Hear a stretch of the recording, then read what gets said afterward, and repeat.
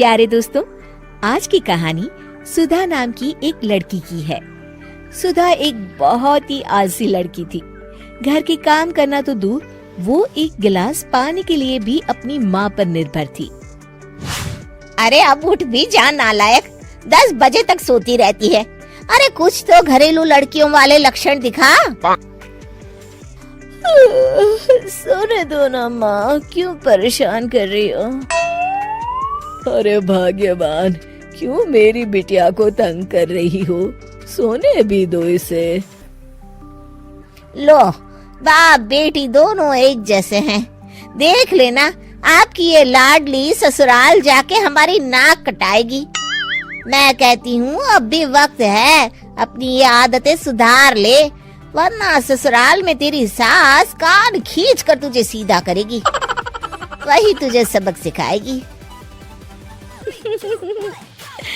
दुनिया में आज तक कोई ऐसी सास पैदा नहीं हुई माँ, जो सुधा चोपड़ा को सबक सिखा सके।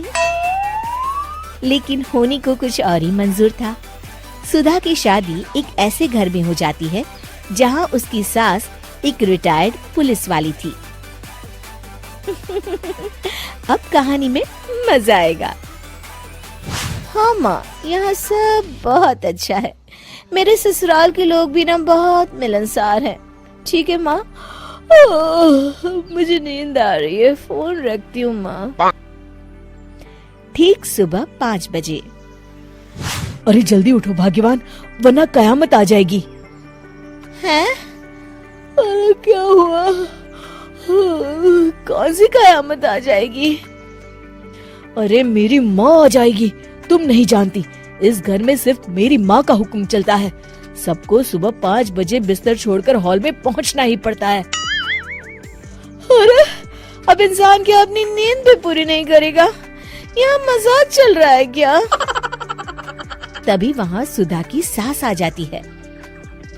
अटेंशन! मजाक तो तू समझ रही है बाबू, ये मेरा घर है और यहाँ हर किसी को डिसिप्लिन में रहना होगा। अटेंशन! अरे माँ जी, लेकिन इतनी सुबह कौन उठता है? कौन होता है मतलब? हम सभी उठते हैं, रोज उठते हैं, और अब से तुझे भी उठना पड़ेगा। आखिर मैं पुलिस वाली जो ठहरी। अटेंशन! अरे माँ जी, लेकिन अब तो आप रिटायर हो गई हो ना। तो क्या हुआ? शेर कितना भी बूढ़ा हो जाए, शिकार करना नहीं छोड़ता। उसी तरह हम पुलिस वाले रिटायर होने के बाद भी अपने अनुशासन में ही जीवन जीते हैं। चलो अब बेकार की बहस बंद करो और उठकर हॉल में चलो। अभी आधा घंटा तुम सबकी परेड चलेगी। अटेंशन! अरे मैं कोई परेड नहीं करने वाली। सुधा की सास अपनी बहू का ये बर्ताव देख झल्ला उठती है। गौर से देख, तू कहाँ और किसके सामने खड़ी है? यहाँ बात सिर्फ एक बार समझाई जाती है, बस। अटेंशन! इतना कहकर सुधा की सास चली जाती है। अपनी सास का ये रूप देखकर सुधा घबरा जाती है और जल्दी से उठकर बाहर चली जाती है। उस दिन से सुधा की जिंदगी बदल जाती है। हाय, थक गई मैं तो। ये घर है या जेल? कितना काम करना पड़ता है। लाइए दीदी, 2 रोटियां और दीजिए, मुझे बड़ी भूख लगी है। ठहर जा बहू, ये तू क्या कर रही है? मैंने सबके खाने का हिसाब तय कर रखा है।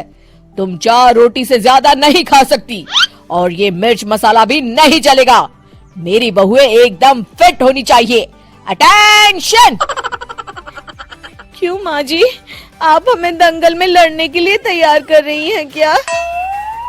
क्या कर रही हो सुधा? माँ जी को मजाक बिल्कुल पसंद नहीं है। चुप करके खाना खा लो, इसी में भलाई है। इस तरह धीरे धीरे सुधा अपने सास के रंग में पूरी तरह रंग जाती है, लेकिन इसका उल्टा ही असर पड़ता है। सुधा अपनी सास से भी ज्यादा अनुशासन की पक्की हो जाती है। सुधा की सास तो सबको 5 बजे उठाती थी, लेकिन सुधा सबको 4 बजे ही उठा देती थी। दूसरी तरफ सुधा की सास की उम्र भी हो चलती है। माँ जी, आजकल आप सुबह उठने में बहुत आनाकानी करती हैं। मुझे ये सब बिल्कुल पसंद नहीं है। अरे बहू, मैं तेरे हाथ जोड़ती हूँ, भगवान के लिए अब मुझे छोड़ दे।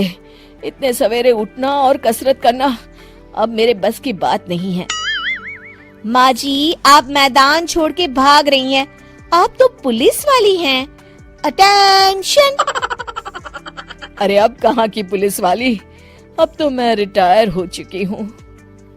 बस बहुत हो गया, अब तुम सब जैसे चाहे वैसे जिंदगी जियो और मुझे भी जीने दो। अपनी सास को गिड़गिड़ाते देख सुधा मन ही मन मुस्कुराती है। इस तरह उस दिन के बाद से सुधा के ससुराल वाले एक सामान्य जीवन जीने लगते हैं।